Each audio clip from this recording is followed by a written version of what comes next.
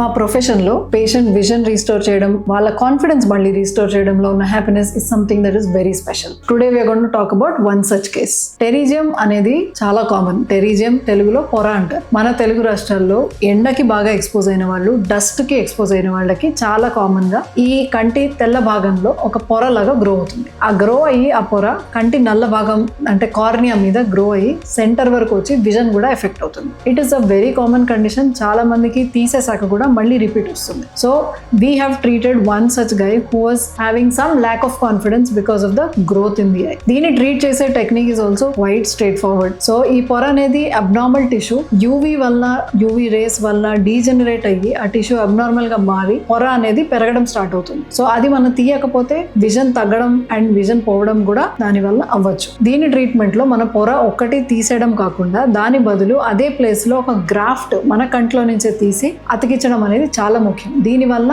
మళ్ళీ పొర రికరెన్స్ కూడా తగ్గుతుంది. Today we have a very happy patient who has undergone this procedure and I will show you how his I looks.